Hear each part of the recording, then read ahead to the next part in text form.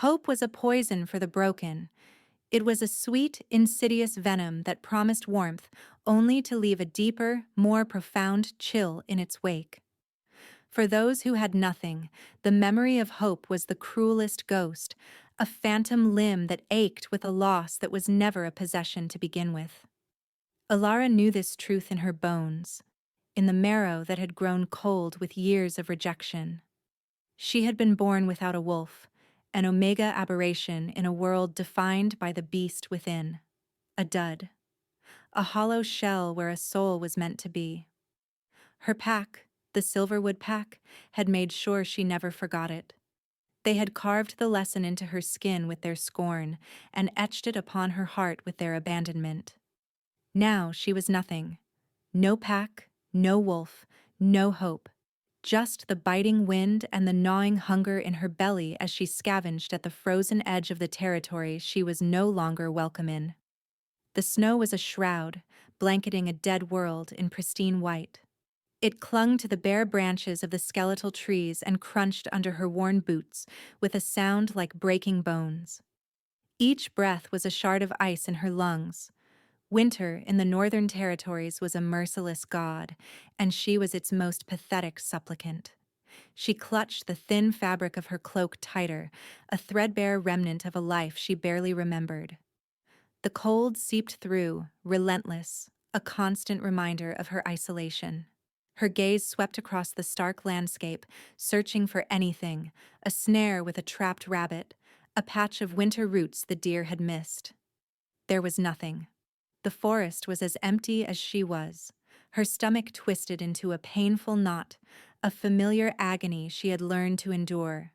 Hunger was a constant companion, but it was the other ache, the one deep in her chest, that truly threatened to undo her.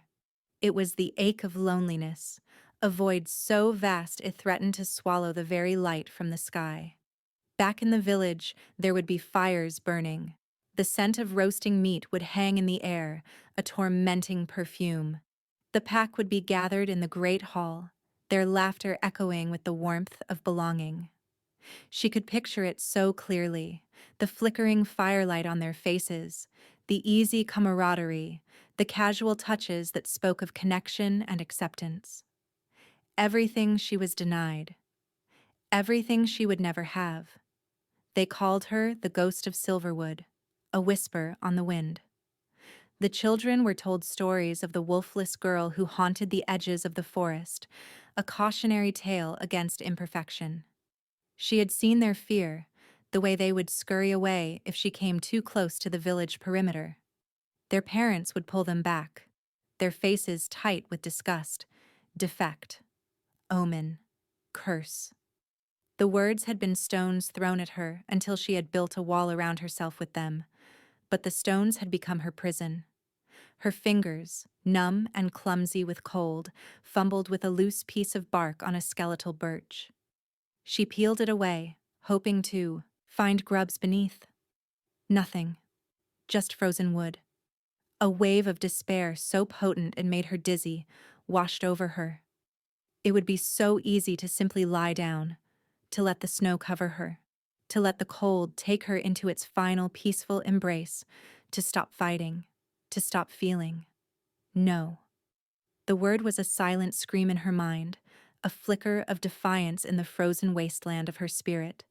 She had a promise to keep, a small, foolish promise made to a memory, but it was the only thing she had left.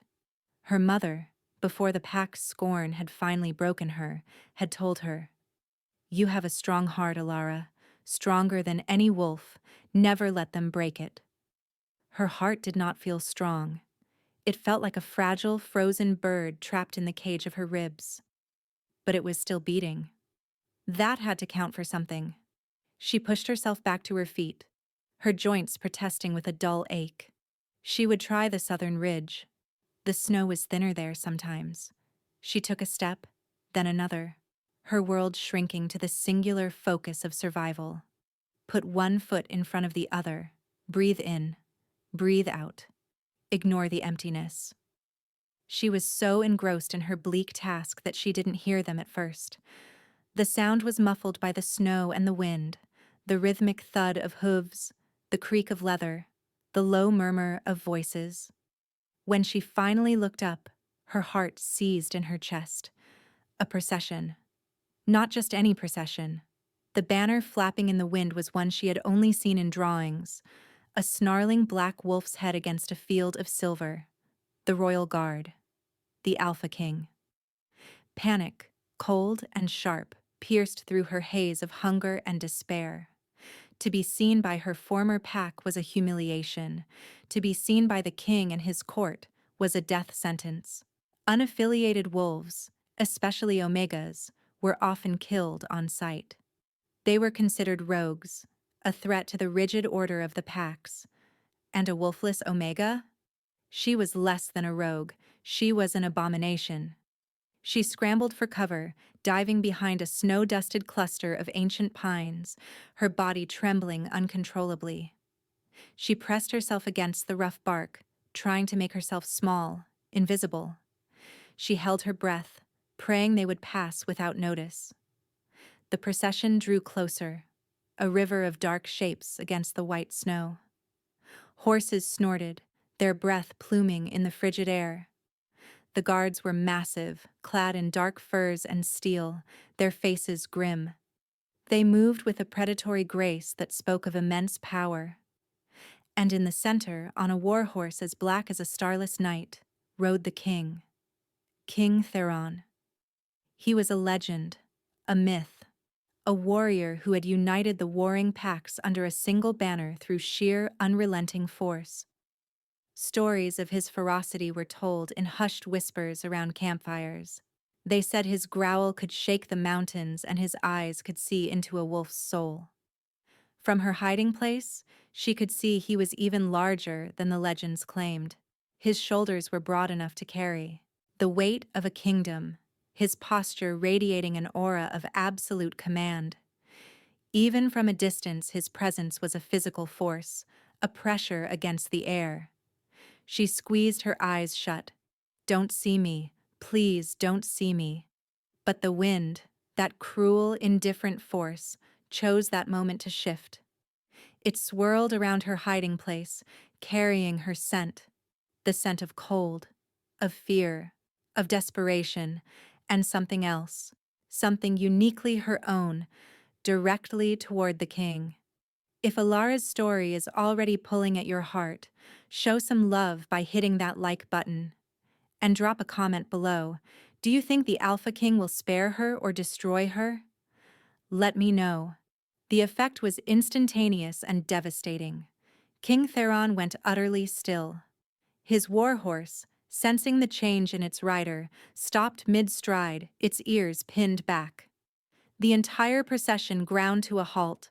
A ripple of unease spread through the guards, their hands instinctively moving to their weapons. Theron's head turned with slow, terrifying precision toward her hiding place. His eyes, even from this distance, seemed to burn with an unnatural, golden light. They were not the eyes of a man. They were the eyes of a predator who had just found his prey. She was going to die. The thought was strangely calm, a simple statement of fact. She had survived so much, but this was the end, a wolfless, packless stray, caught by the most powerful alpha in the realm. Her death would be swift, at least. A mercy, perhaps. The king dismounted in one fluid, terrifying motion. His feet hit the snow with a muffled thud, and then he was moving. Not with the slow, measured walk of a king surveying his domain, but with the focused, relentless purpose of a wolf closing in on wounded prey. His guards moved to follow, but he raised a single hand, a silent command that froze them in their tracks. He was coming for her alone. Ilara pressed herself harder against the tree, her body shaking so violently she was sure the sound of her bones rattling must be audible across the frozen landscape. Her breath came in shallow, terrified gasps, creating small puffs of vapor in the icy air. Every instinct screamed at her to run, but she was paralyzed. He was so large, his form looming larger with each step, a mountain of a man cloaked in dark furs and hardened leather. The snow crunched beneath his boots, a rhythmic sound that marked the countdown to her end. When he finally rounded the cluster of pines, his gaze locked onto her with the force of a physical blow. She saw his face clearly now. It was hard and brutal, a face carved from ancient stone by the hands of a cruel god. His jaw was square and unyielding, his cheekbones sharp enough to cut glass. His dark hair, shot through with streaks of silver, was pulled back from his face, revealing a scar that ran from his left temple down to his jaw, a mark of a battle that would have killed a lesser man. But it was his eyes that held her captive. They were a molten gold, inhuman and ancient, and they looked at her with an intensity that stripped her bare, exposing every secret, every fear, every hidden dream she had ever dared to have. The world narrowed to those eyes, and in them she saw not rage, not disgust, but something far more terrifying. Shock. Raw, unfiltered shock. Mate. The word was a low, guttural growl that reverberated through her chest like a physical force. It was not a question, it was a declaration. The world tilted on its axis. The single syllable hung in the frozen air between them, so laden with meaning, so utterly impossible, that Alara's mind simply refused to process it. Mate? No. That was impossible. She didn't have a wolf. She couldn't have a mate. The bond required a wolf to recognize another, to feel the pull, the inexorable connection. She was empty. Hollow. She couldn't be anyone's mate, least of all the Alpha King's. "You're mistaken," she choked out, her voice barely a whisper, hoarse from disuse and terror. I have no wolf. I can't. You are my mate." His voice was deeper now, laced with a primal command that made her bones vibrate. He took another step closer, and she could feel the heat radiating from him, a stark contrast to the icy air. He smelled of pine and smoke, of leather and something wild, something untamed. It was intoxicating and terrifying. "I can scent it. The pull. I feel it."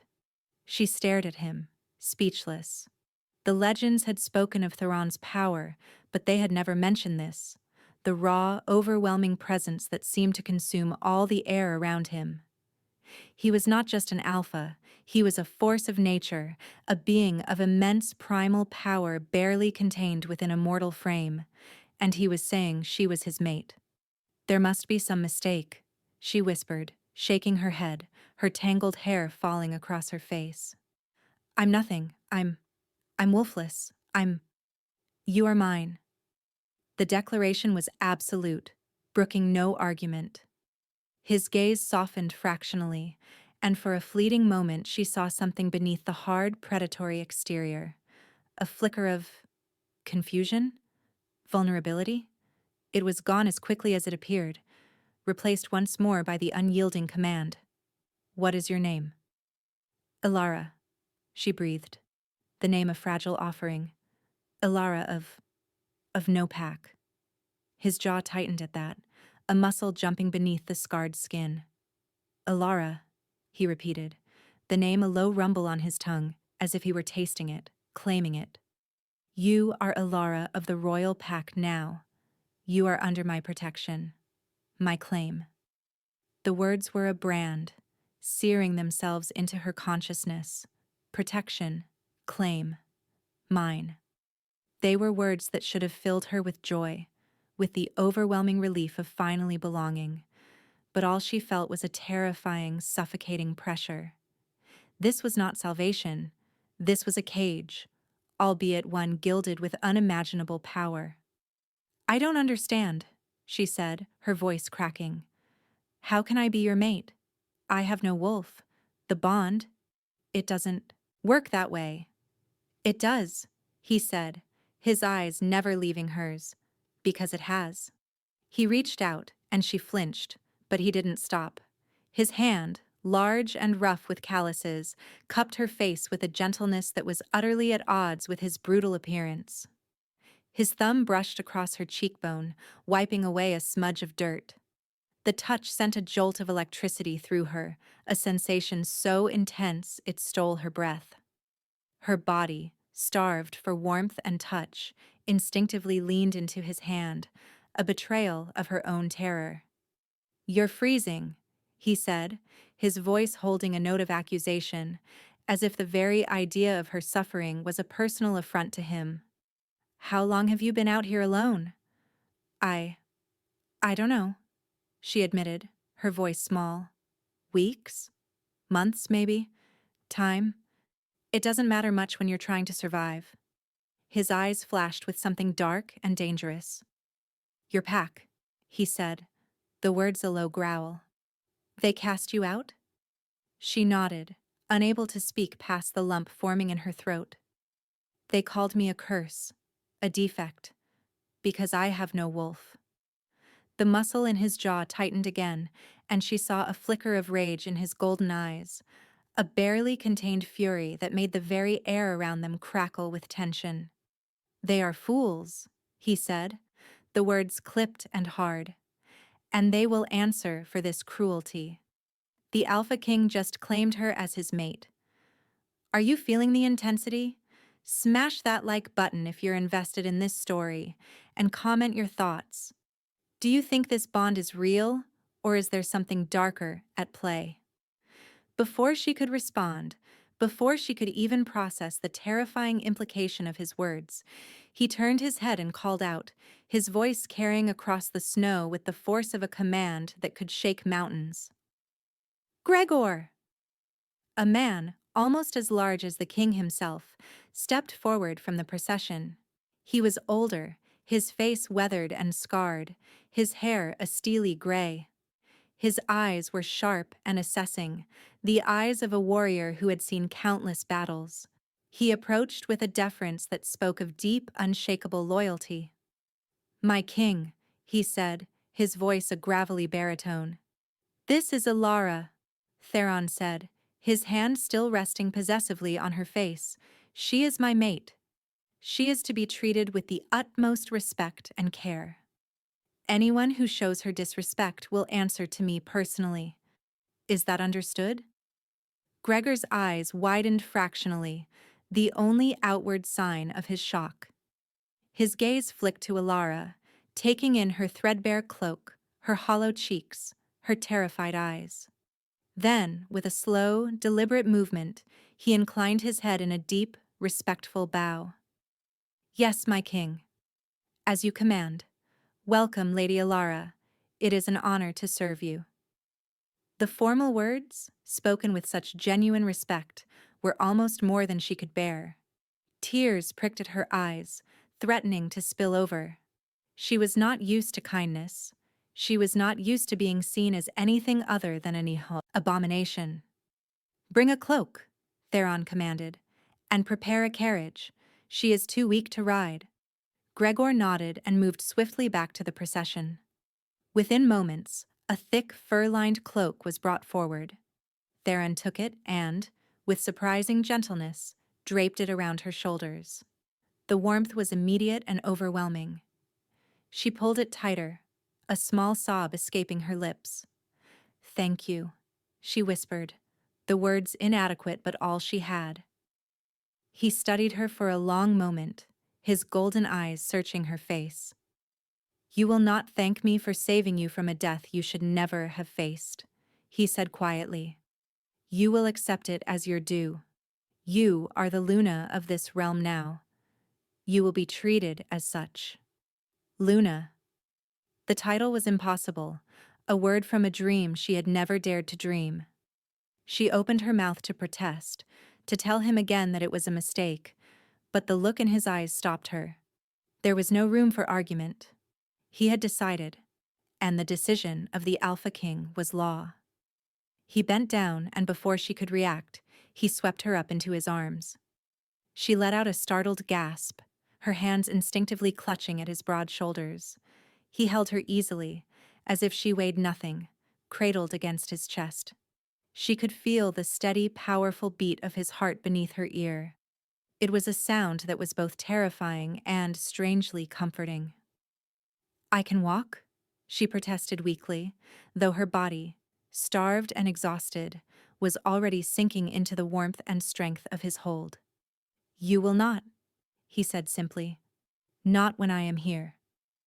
He carried her to the waiting carriage, a magnificent thing of dark wood and polished steel. He placed her inside with a care that belied his fearsome reputation, settling her onto plush cushions.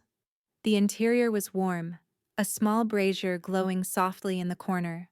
It was a luxury she had never known, a world away from the cold, unforgiving ground she had been sleeping on. He climbed in after her, his large frame filling the space. Gregor closed the door and the carriage lurched into motion. They were moving, leaving the frozen wasteland behind, leaving her past behind.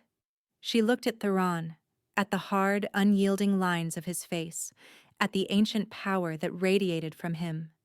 He was a stranger, a terrifying, overwhelming stranger. And yet, he had called her his mate. He had claimed her, protected her, given her warmth when she was freezing, kindness when she expected only death. Why? The word slipped out before she could stop it. Why would the moon goddess bind you to me? I have no wolf. I'm broken. He looked at her, and for a long moment he said nothing. Then slowly he reached out and took her hand in his. His hand was so large it completely engulfed hers, his skin rough and warm. "I do not know the ways of the moon goddess," he said, his voice a low rumble. "But I know this. The bond does not lie. You are my mate, Alara. And I will protect you, provide for you, and ensure that no harm ever comes to you again. That is my vow." She stared at their joined hands, at the way his thumb was gently stroking across her knuckles. It was such a small gesture, but it sent shivers down her spine. She wanted to believe him. She wanted to believe that this was real, that she was not dreaming, that the universe had not played some cruel final joke on her. But hope was a poison for the broken, and she was still so very, very broken. "I don't know how to be a Luna," she whispered, her voice trembling. "I don't know how to be anything but alone." "You will learn," he said, his voice firm but not unkind. "And you will not be alone. Not anymore." The carriage rolled on through the snow, carrying her away from the frozen wasteland of her past and toward a future she could not even begin to imagine. She was Alara, the ghost of Silverwood, the wolfless stray. And now, impossibly, unbelievably, she was the mate of the Alpha King. This transformation from rejected outcast to the King's Luna is unreal. If you're hooked on Alara's journey, give this video a like and let me know in the comments. What would you do in her situation? Would you trust the Alpha King? The journey to the capital was a blur of exhaustion and overwhelming sensation. Alara, lulled by the warmth of the carriage and the rhythmic sway of the wheels, had fallen into a fitful sleep almost immediately. When she woke, disoriented and confused, she found herself still cradled against Theron's chest, his arm wrapped protectively around her. He had not moved, had not shifted her weight even once during the long hours of travel. The carriage had stopped. Through the window she could see the towering walls of the capital city, a fortress of stone and steel that loomed against the twilight sky. Torches blazed along the battlements, casting dancing shadows on the snow. It was a sight of immense power and grandeur, a far cry from the humble, ramshackle village of Silverwood. "We're here," Theron said, his voice a low rumble that vibrated through her. She sat up, suddenly acutely aware of how close they were, how easily she had fallen asleep against him. Her cheeks flushed with a heat that had nothing to do with the brazier. I'm sorry, I didn't mean to." "Do not apologize for resting," he said, his gaze steady. "You needed it. You will continue to rest until you are strong again." The door opened, and Gregor stood waiting, his weathered face impassive. Theron climbed out first, then turned and lifted Alara down as if she were a child, setting her gently on her feet. Her legs trembled, unsteady after so long without proper food or rest. She swayed, and his hand immediately went to her elbow, steadying her. "I've got you," he murmured, and the words were a promise. They entered the palace through a grand entrance, a corridor of polished marble and soaring ceilings. Guards lined the walls, their faces stoic, but she could feel their eyes on her, their curiosity and skepticism, palpable weight. She was acutely aware of her appearance, the threadbare cloak, the dirt under her nails, the tangled mess of her hair. She looked like a beggar, not a queen. Whispers followed in their wake. She caught fragments. "The king's mate. But she has no scent of a wolf." "Wolfless." The word was a hiss, a condemnation. Theron's grip on her arm tightened fractionally. "Ignore them," he said, his voice a low command meant only for her. "They do not matter. Only I matter. Only we matter." She tried to take comfort in his words, but the weight of their stares was crushing. She had spent her life being judged, being found wanting. This was no different, only now the stakes were impossibly higher. They ascended a grand staircase, each step an effort for her weakened legs. Theron, sensing her struggle, slowed his pace, his hand never leaving her arm. Finally, they reached a pair of massive doors, intricately carved with images of wolves running beneath a full moon. Gregor opened them with a bow. "The royal wing, my lady," he said. The rooms beyond were breathtaking. High ceilings, rich tapestries depicting ancient battles, a massive four-poster bed draped in furs. A fire roared in a hearth large enough to stand in, casting a warm, golden glow across the space. It was a chamber fit for royalty, and it was utterly overwhelming. "This is too much," she whispered, her voice small in the vast space. I don't belong here." "You belong wherever I say you belong," Theron said, his tone brooking no argument. "And you belong here, with me." A servant appeared, a woman with kind eyes and graying hair. She curtsied deeply. "My lady, I am Marin. I am to be your attendant. I have prepared a bath for you, and fresh clothes." A bath. The word was almost foreign. She couldn't remember the last time she had bathed in anything warmer than a freezing stream. The thought of hot water, of being clean, was almost too much to bear. "Go," Theron said gently, his hand lingering on her arm for a moment before releasing her. "I will have food brought. You need to eat." She wanted to argue, to say she didn't deserve this kindness, but the exhaustion was a crushing weight. She nodded mutely and followed Marin into an adjoining chamber. The bath was a large sunken tub filled with steaming water. The scent of lavender filled the air. Marin helped her out of her filthy clothes, her touch gentle and non-judgmental. Alara sank into the water with a sigh that was almost a sob. The warmth seeped into her bones, easing the perpetual ache of cold. Marin worked silently, washing her hair, scrubbing away the layers of dirt and grime. It was a kindness Alara had not experienced in so long that it brought tears to her eyes. "You're very thin, my lady," Marin said softly, her tone matter-of-fact rather than pitying.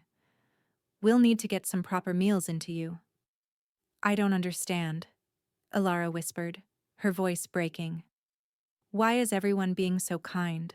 I'm nothing." Marin paused, her hand stilling in Alara's hair.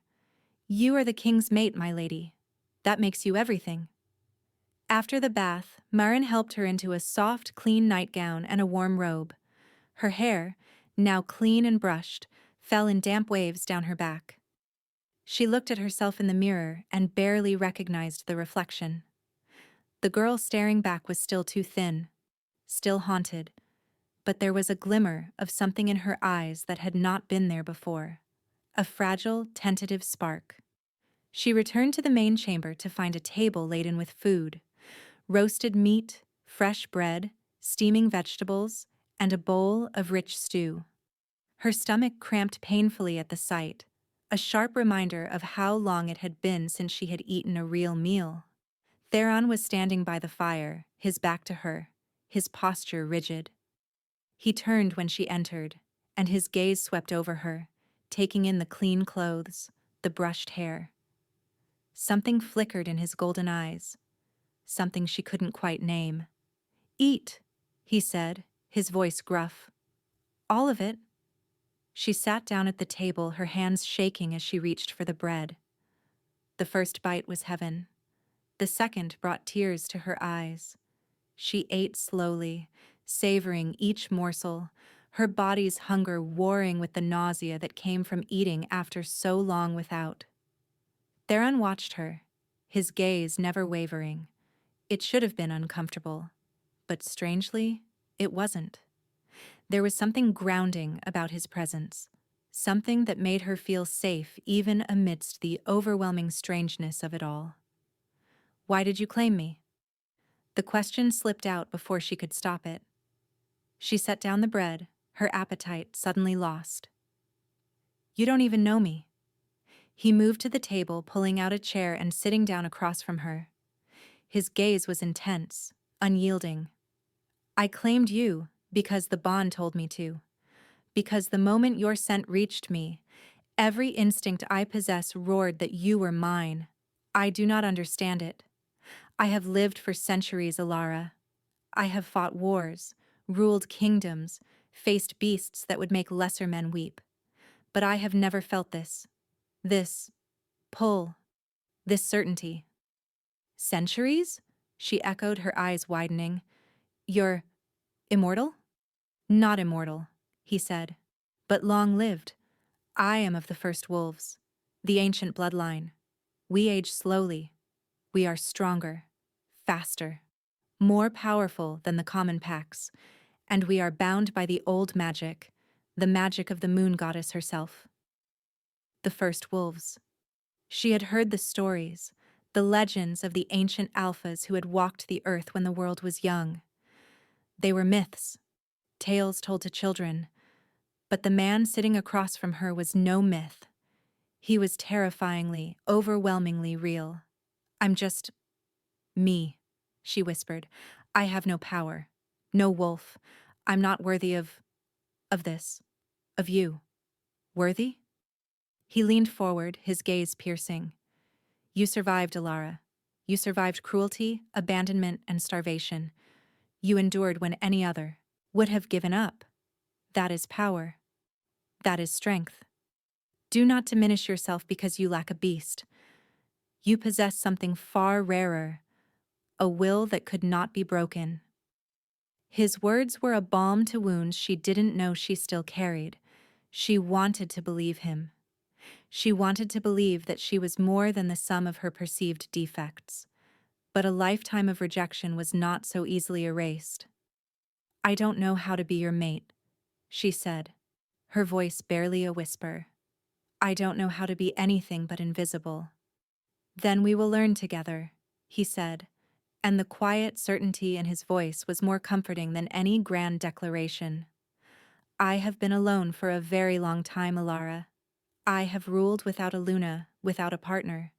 I do not know how to share my life any more than you know how to claim a place in it. But we will figure it out. Together." The words settled over her like a warm cloak. Together. It was a concept so foreign, so achingly beautiful, that it made her chest tighten. She had been alone for so long. The idea of not being alone, of having someone, was both terrifying and intoxicating. "What if they hate me?" she asked, voicing the fear that gnawed at her. "The court, the pack. What if they see me as a disgrace, as proof that their king is flawed?" His expression hardened, the warmth in his eyes replaced by a cold, ruthless fury. "Then they will learn what it means to displease me. You are my mate, Alara, my Luna. Anyone who treats you with anything less than absolute respect will be removed from my court. I have ruled with an iron fist for centuries. I will not hesitate to do so now. Theron's loyalty is fierce. If you're loving this Alpha King energy, don't forget to like this video. And tell me in the comments, do you think the court will accept Alara or try to tear her down? The sheer force of his conviction, the unshakable certainty that he would protect her, was both awe-inspiring and humbling. She had never had anyone stand up for her, let alone someone as powerful as him. I don't want you to have to fight for me, she said softly. I don't want to be a burden. You are not a burden, he said, his voice gentling. You are my mate. There is a difference. The distinction was subtle, but it mattered. She was not something to be tolerated. She was something to be cherished. The thought was both overwhelming and deeply comforting. Exhaustion crashed over her like a wave.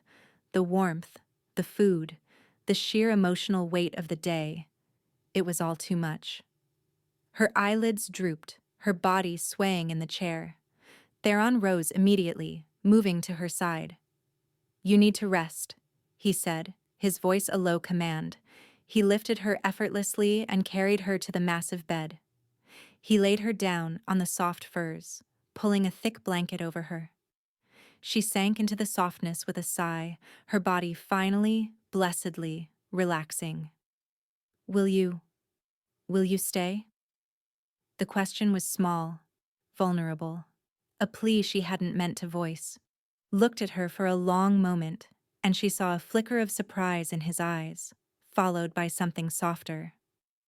Yes, he said simply. I will stay. He settled into a large chair by the fire, his gaze fixed on the flames.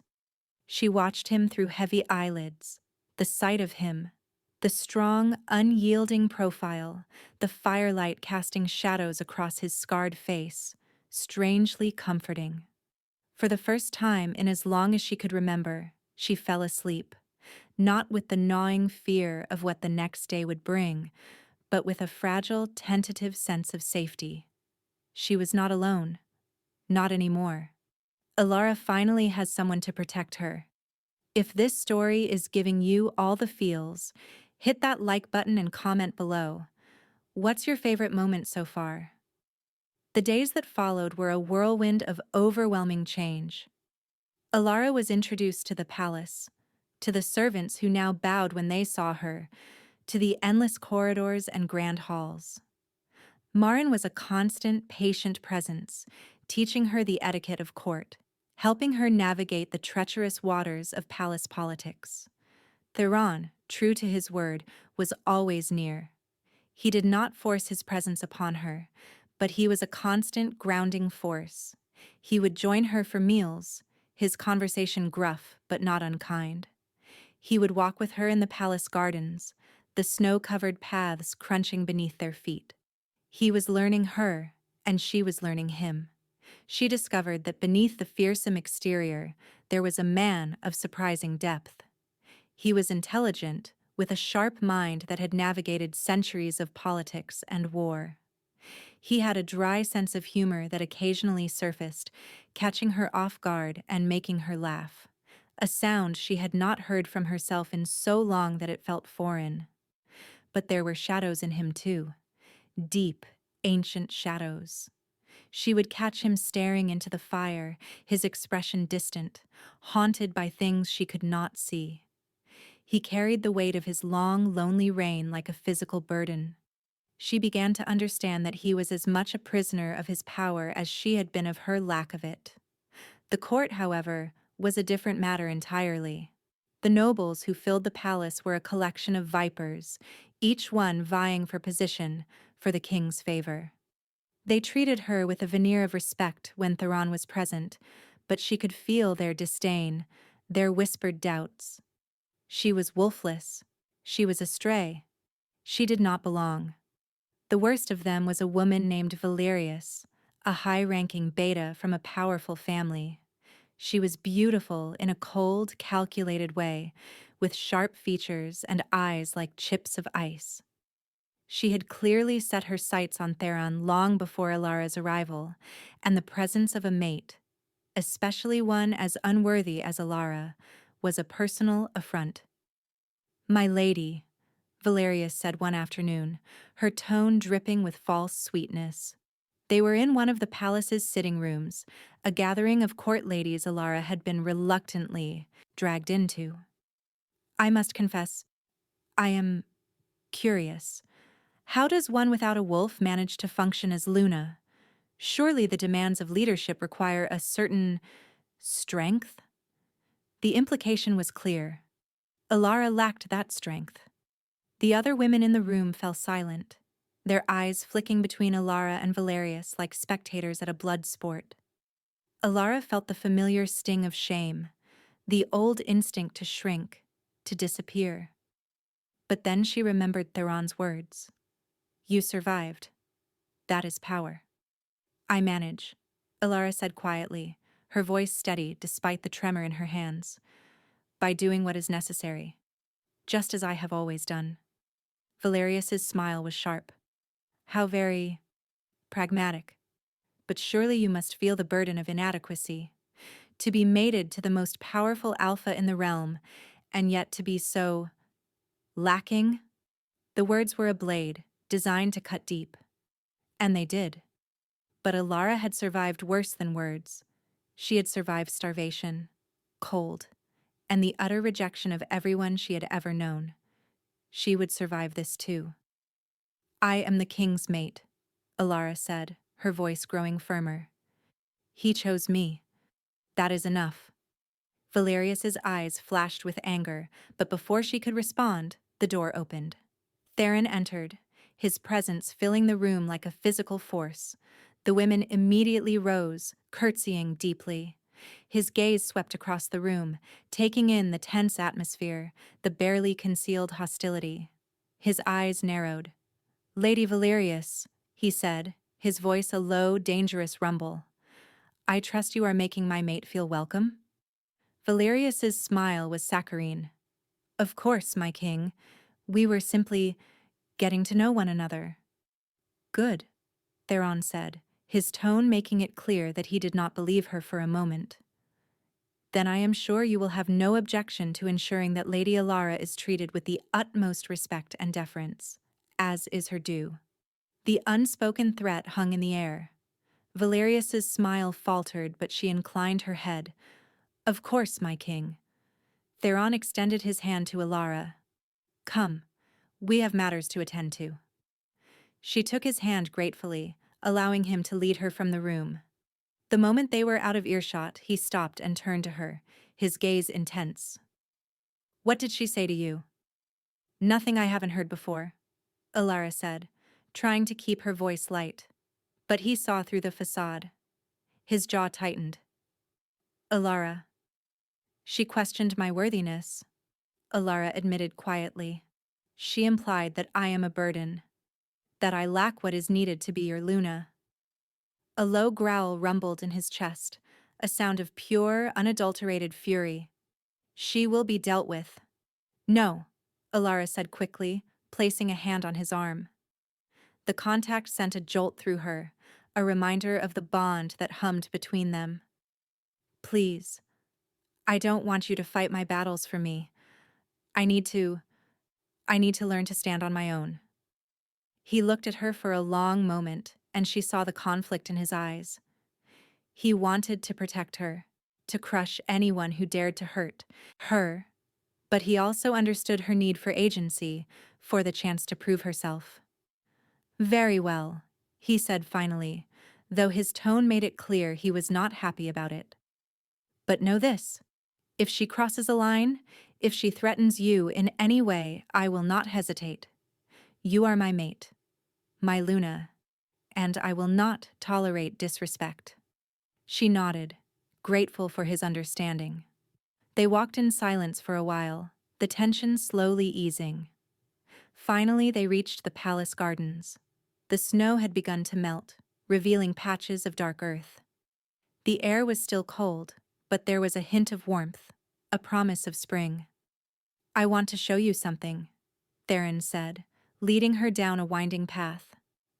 They came to a clearing where a single ancient oak tree stood, its branches bare but strong.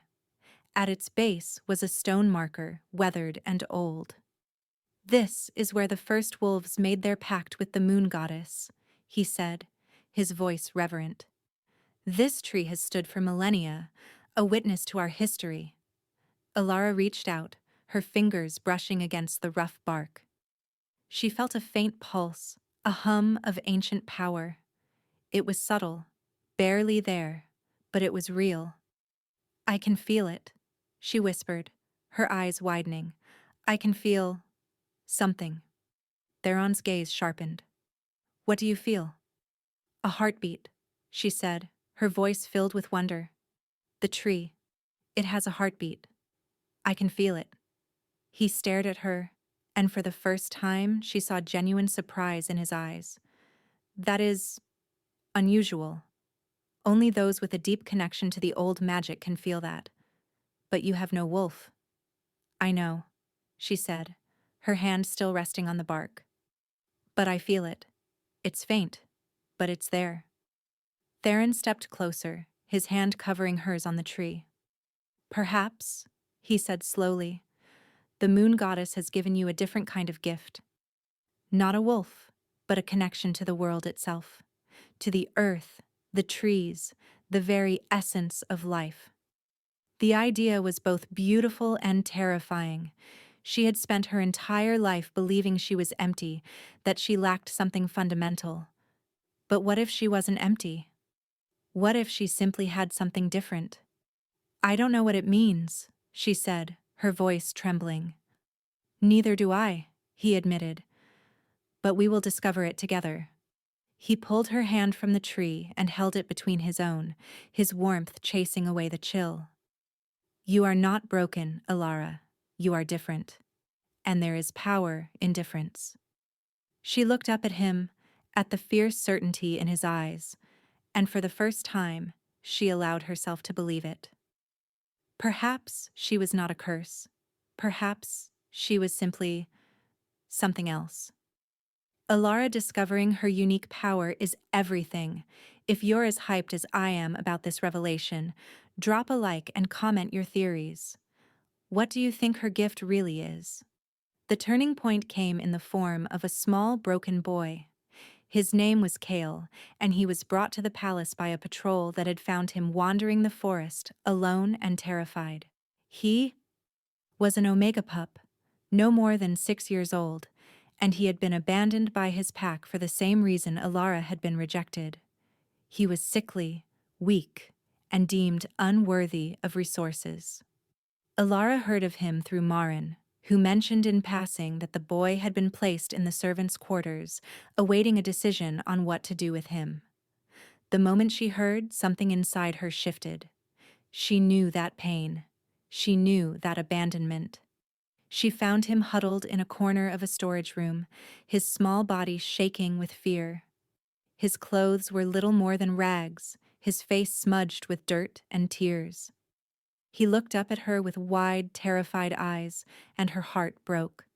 "Hello," she said softly, crouching down to his level.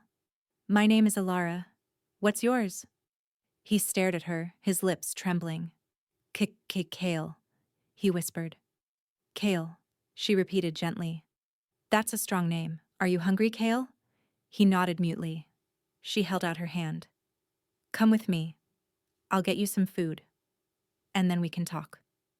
He hesitated, his eyes darting to the door as if expecting someone to burst in and drag him away. But then, slowly, he placed his small, cold hand in hers. The gesture was so trusting, so achingly vulnerable that tears pricked at her eyes. She led him to her chambers, ignoring the shocked looks of the servants. She ordered food to be brought: warm soup, soft bread, and milk. Kale ate with the desperate hunger of someone who had known starvation, and she sat beside him, her hand resting gently on his shoulder.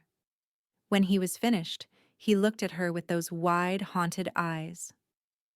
"Are you going to send me away?" he asked, his voice small. "No," she said firmly. I'm not going to send you away. You're going to stay here, with me. But, but I'm weak, he whispered. I'm no good. My pack said so. They said I was a waste. The words were a mirror of her own past, a painful echo. She pulled him into her arms, holding him close. Your pack was wrong, she said fiercely. You are not a waste. You are strong. You are brave. And you are wanted. Do you understand me? He clung to her, his small body shaking with sobs. I understand, he whispered. When Theron found them, Cale was asleep in her arms, his small form finally relaxed. Theron stood in the doorway, his expression unreadable. What is this? He asked, his voice a low rumble. This is Cale, Alara said quietly, her hand gently stroking the boy's hair. He was abandoned, just like I was, and I'm not going to let him suffer the way I did. He's staying, with us. Theron studied her for a long moment, and she braced herself for an argument, for him to tell her that a sickly pup had no place in the royal household. But then, slowly, a small smile tugged at the corner of his mouth. Very well, he said. He stays. Relief flooded through her. Thank you. Do not thank me, he said, stepping into the room. He crouched down beside them, his large hand resting gently on Cale's head. You are the Luna. If you say he stays, and anyone who has a problem with it will answer to me. Cale became a fixture in their lives. He was shy and cautious at first, but under Alara's gentle care and Theron's gruff protection, he began to blossom. He followed Alara everywhere, his small hand often tucked securely in hers. She taught him to read, to laugh, to trust. And in caring for him, she found a purpose she had never known she needed. The court's whispers grew louder, but they no longer stung as much. She had Cale. She had Theron. She had a place. But the vipers were not content to simply whisper. Valerius, her resentment festering, began to plot. She gathered those who were dissatisfied with Theron's choice of mate, those who saw Alara's presence as an affront to tradition. They worked in secret, spreading rumors, sowing discord. The plan came to fruition during a grand feast. The hall was filled with nobles from across the realm, gathered to celebrate the spring equinox. Alara, dressed in a gown Marin had helped her choose, sat beside Theron at the high table. She was acutely aware of the eyes on her, the judgment. Valerius rose, her voice ringing out across the hall. My king, she said, her tone deferential but laced with poison. I would speak. Theron's eyes narrowed, but he inclined his head. Speak. There are concerns, Valerius said, her gaze flicking to Alara. Among the packs. Concerns about the legitimacy of the Luna. She bears no mark of a wolf. She cannot shift. She cannot lead a hunt. How can she be a true Luna? A murmur of agreement rippled through the crowd. Alara felt her face flush with humiliation. This was it. The public denouncement she had been dreading. Theron's expression turned to stone. You dare question my mate? His voice was a low, dangerous growl that made the very walls tremble. Valerius did not back down. I question what is best for the realm, my king. A Luna without a wolf is unprecedented. It is unnatural. Unnatural? Theron rose to his feet, his presence filling the hall. The temperature seemed to drop, and Alara could feel the raw, primal power radiating from him. I will tell you what is unnatural, Lady Valerius. It is unnatural for a wolf to question the will of the moon goddess. It is unnatural for a subject to presume they know better than their king. Valerius's composure faltered, but she pressed on. Then let her prove herself. Let her undergo the trial of the Luna. If she is truly meant to be our queen, she will survive. The trial of the Luna. Alara had heard of it, a brutal test of strength, courage, and leadership. It was an ancient rite, rarely invoked, and it had claimed the lives of many who had attempted it. The hall fell silent, all eyes on Alara. She could feel the weight of their expectation, their hope that she would fail. She looked at Theron, at the fury in his eyes, and she knew he would refuse. He would not allow her to be put in danger. But she also knew that if she did not accept, if she hid behind his protection, she would never be truly accepted. She would always be the wolfless stray who clung to the king's favor. She stood, her legs trembling but her voice steady. I accept. Ilara just accepted the trial of the Luna. The stakes have never been higher. If you're on the edge of your seat, hit that like button and let me know in the comments. Do you think she'll survive? The trial was to take place in 3 days, in the ancient forest at the heart of the realm. It was a place of wild magic, untamed and dangerous. Theron was beside himself with fury. You should not have accepted, he said, pacing the chamber like a caged wolf. This is madness. The trial is designed to kill. It is not meant for someone without a wolf. I had to, Ilara said quietly. If I didn't, I would never be more than a burden. I would never be a true Luna. You are already a true Luna, he growled, stopping in front of her. The bond says so. I say so. But they don't believe it, she said, meeting his gaze, and I need them to believe it. Not for me, but for you. For the realm. I can't be a weakness. I won't be. He pulled her into his arms, holding her tightly. You are not a weakness. You are my strength. She leaned into him, drawing comfort from his warmth. Then trust me. Trust that I can do this. The night before the trial, she couldn't sleep. She sat by the fire, Kale asleep in the bed behind her, and Theron sitting beside her, his hand holding hers. I'm afraid, she admitted. I would be worried if you weren't, he said. But you are not alone. I will be there, watching. And if anything goes wrong, you can't interfere, she said. The rules are clear. If you do, I forfeit. His jaw tightened. I will not stand by and watch you die. You won't have to, she said, with a confidence she didn't entirely feel. Because I'm going to survive. The trial began at dawn. The ancient forest was a place of shadows and whispers, the trees so tall and dense that even the sun struggled to penetrate the canopy. A circle of stones marked the sacred ground, and gathered around were the nobles, the pack leaders, and Theron, his face a mask of barely controlled fury. Alara stood in the center of the circle, dressed in simple leather armor, a small dagger at her belt. The trial master, an ancient wolf with a face like weathered bark, stepped forward. Ilara, maid of King Theron, you have chosen to undergo the trial of the Luna. You will face 3 challenges: the challenge of courage, the challenge of wisdom, and the challenge of heart. Succeed, and you will be recognized as the true Luna of the realm. Fail, and you will forfeit your life. Do you accept? I accept, she said, her voice steady. The first challenge was immediate. From the shadows of the forest, a massive bear emerged, its eyes glowing with an unnatural red light.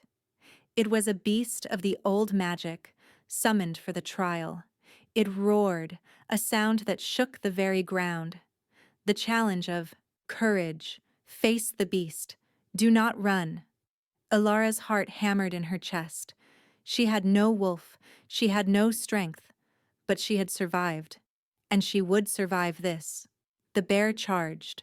Instead of running, she stood her ground, her hand reaching out, not to the dagger at her belt, but to the earth beneath her feet. She felt it again, that faint pulse she had felt in the ancient oak, the heartbeat of the world. She reached for it, and it answered. The ground beneath the bear's feet shifted, roots erupting from the soil, wrapping around its legs. The bear roared, thrashing, but the roots held. Ilara stepped forward, her hand outstretched, and she felt the bear's rage, its fear. It was not evil. It was simply a creature, summoned and bound. Be still, she whispered, and the words were not a command, but a plea. The bear's eyes flickered, the red glow fading. It stopped thrashing, its massive form going still. The roots released it, and it turned, lumbering back into the forest. The crowd erupted in shocked murmurs. The trial master's eyes widened. The challenge of courage is past, he said, his voice filled with awe. The second challenge was a riddle, a test of wisdom. The trial master presented her with an ancient scroll, the words written in a language that predated the common tongue. Decipher this, and you pass. Alara took the scroll, her hands trembling. She stared at the symbols, and they were foreign, incomprehensible. Panic began to rise. She didn't know this language. She had no education beyond the scraps she had taught herself. But then she remembered the tree, the pulse, the connection. She closed her eyes and reached out, not with her mind, but with her heart. She felt the age of the scroll, the hands that had written it, the intent behind the words. And slowly the symbols began to shift, to make sense. The strength of the pack is the wolf, she read aloud, her voice growing stronger. And the strength of the wolf is the pack. But the strength of the Luna is love. For love binds what power cannot break. The trial master inclined his head. The challenge of wisdom is past. The final challenge was the most terrifying, the challenge of heart. A figure stepped forward from the shadows. It was a young woman, her face pale and drawn, her eyes filled with desperate fear. Please, she begged, my child is dying. The healers say there is nothing they can do. But I heard the Luna has a gift. Please, save my child. Alara's heart clenched. She looked at Theron, at the trial master. This is the challenge? Yes, the trial master said. The challenge of heart. Use your gift, if you have one, or admit you have nothing to give. Alara turned back to the woman. Take me to your child. They led her to a small hut at the edge of the forest. Inside, a young boy lay on a cot, his breathing shallow, his skin burning with fever. The healers stepped back, their faces grim. Alara knelt beside the boy, her hand resting on his forehead. She felt the sickness, the poison in his blood. It was a plant toxin, something he had ingested.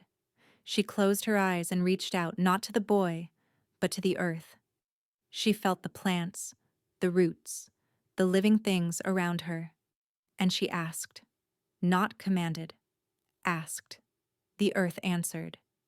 A faint glow emanated from her hand, a soft green light. The boy's breathing eased. The fever broke. His eyes fluttered open, and he looked at his mother with a weak smile. Mama? The woman sobbed, pulling her child into her arms. She turned to Alara, tears streaming down her face. Thank you. Thank you. Alara stood, her legs trembling. She walked back to the circle where the crowd was silent, their faces filled with shock and awe. The trial master stepped forward. The challenge of heart is past. Alara, maid of King Theron, you have proven yourself. You are the Luna Primal, the Luna of earth and life. You are worthy. The crowd erupted into cheers. Theron crossed the circle in 3 long strides, pulling her into his arms. You did it, he whispered, his voice thick with emotion. I told you I would, she said, her own voice breaking. I told you. She passed. Alara proved everyone wrong. If you're celebrating this victory, give this video a like and drop a celebratory comment below. What was your favorite challenge? The aftermath of the trial was a quiet revolution. The court, which had been a nest of vipers, was purged of Valerius's poison. Those who had been cruelest in their scorn towards Alara now tripped over themselves to offer fealty, their faces masks of terrified respect. She met their fawning with a quiet, dignified grace that offered neither condemnation nor easy forgiveness. Their respect was meaningless. It was Theron's belief, Gregor's loyalty, and Kale's trust that mattered. The royal wing of the palace, once a place of gilded loneliness, transformed into a home. Kale's laughter, a sound Alara had feared she would never hear, began to echo in the grand corridors. He followed her everywhere, a small, devoted shadow, his hand often tucked securely in hers. The trauma of his past was a shadow that still lingered in his eyes, but day by day the light grew brighter. He was healing, and in healing him, Alara felt her own deepest wounds beginning to mend. Her connection to the world had shifted. Where she had once felt only the cold, hard ground beneath her feet, she now felt the steady, thrumming pulse of the earth. Walking in the palace gardens, she could feel the life in the sleeping roots of the winter roses, the slow, patient strength of the ancient oaks. Theron was right. Her power wasn't a beast roaring for release. It was a deep, quiet knowing, a bond with the living world that was more profound than any single form. Theron, for his part, was a changed man. The grim, solitary king was gone, replaced by a mate whose devotion was a tangible presence. He had shed the weight of centuries of loneliness. He smiled now, a rare and beautiful sight that was reserved only for her and for Kale. He would watch them, a look of profound wonder on his face, as if he couldn't quite believe they were real. The bond between them was more than just love. It was a perfect, resonant harmony. She was the earth to his sky, the anchor to his storm. He no longer had to fight the ancient primal power of the first wolf alone. She soothed it with her very presence, her quiet strength a balm to his wild spirit. They spent hours talking, sharing the stories of their lives. He told her of the betrayal that had closed his heart centuries ago, of the crushing weight of his long, lonely reign. She told him of the cold, the hunger, the relentless cruelty, and the small, flickering memory of her mother's love that had kept her from despair. He listened, his hand holding hers, his golden eyes filled with a pain that mirrored her own. He was not just healing her, she was healing him. One evening, Lyra requested an audience. Ilara received her sister not in the throne room, but in her private sitting room, where Kale was asleep on a rug before the fire. Lyra entered, her beauty as sharp and cold as ever, but her arrogance was gone, replaced by a desperate fear. She knelt before Ilara, her head bowed. "My queen," she began, the title tasting like acid on her tongue. "I have come to beg your forgiveness. I was foolish. I was jealous. You were cruel, Lyra," Ilara interrupted, her voice not angry, but weary. "You were cruel, because you were afraid. You saw my difference as a weakness that might reflect on you, so you tried to destroy me first." Lyra looked up, her eyes wide with shock. She had expected rage, a demand for vengeance. She did not expect to be understood. "What I did was unforgivable," Lyra whispered, her composure finally cracking. "I do not ask you to forget, only to have mercy." Ilara looked at her sister, at the woman who had caused her so much pain, and she felt not hatred, but a profound sense of pity. Lyra was trapped in a cage of her own making, a prison of ambition and fear. "I will not have you banished, Lyra," Ilara said quietly. "That is not my way. But you will not remain at court. You will return to Silverwood. You will work with the Omegas you once scorned. You will learn what it means to care for a pack, not just for yourself. You will learn humility. Perhaps then, one day, you will find a way to forgive yourself." Lyra stared at her, speechless. The sentence was not one of vengeance, but of correction. It was a chance at redemption she knew she did not deserve. Tears filled her eyes as she bowed her head once more, this time in genuine submission. "Thank you. she whispered, and fled the room. Theron, who had been standing silently in the shadows of the adjoining balcony, stepped into the room. "That was more merciful than she deserved," he said, his voice a low rumble. "Vengeance would not have healed me," Alara replied, looking at the sleeping form of Kale. "Kindness might." He came to stand behind her chair, his hands resting on her shoulders, his thumbs gently stroking her collarbones. "Your heart is a wonder, Alara." She leaned her head back against his chest, closing her eyes. "It's the only thing I ever truly owned." Alara's mercy and strength are incredible. If you're loving her character growth, don't forget to like this video and tell me in the comments. Would you have forgiven Lyra? Winter began to recede. The first hints of spring appeared as tiny green shoots pushing their way through the last of the snow. The air grew warmer, carrying the scent of damp earth and new life. Alara felt the change not just in the air, but in her very soul. The long winter of her life was over. On the day of the spring equinox, Theron led her and Kale to a high balcony overlooking the capital city. The sun was setting, painting the sky in hues of orange and purple. The city below was alight with celebratory bonfires, a testament to the renewed hope that had spread through the kingdom since the king had found his queen. The people had been wary at first, but stories of her kindness, of her adoption of the orphan pup, of the quiet strength that had faced down traitors, had won them over. They no longer saw a wolfless stray. They saw the Luna Primal, a different kind of power, a mother to their kingdom. "A year ago," she said softly, watching the flickering lights below, "I was starving at the edge of a forest, wishing for the end. And I was ruling a kingdom, but my soul was starving," Theron murmured, his arms wrapping around her from behind, his chin resting on her head. Kale stood between them, held securely within their embrace, his small face bright with a wonder she knew was mirrored in her own. "You gave me a home," she whispered, her voice thick with unshed tears. "You are my home," he corrected gently, pressing a kiss to her hair. "You and Kale. You are my pack." No pack, no wolf, no hope.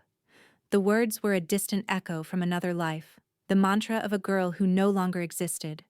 She had been the ghost of Silverwood, a creature of shadows and sorrow.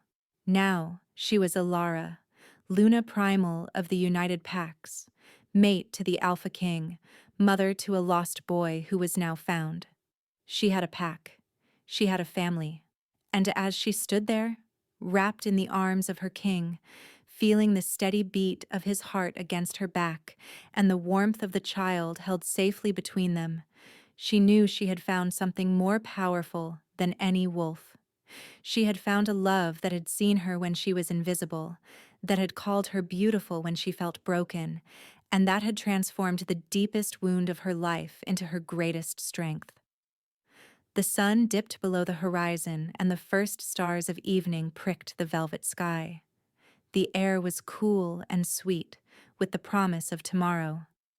And for the first time, Alara looked toward the future not with fear, but with a heart overflowing with hope. A hope that was no longer a poison, but the very air. She breathed. What an incredible journey from rejection to redemption. If this story touched your heart, hit that like button one more time and let me know in the comments. What did you love most about Alara and Theron's story? Don't forget to subscribe for more epic werewolf romance tales.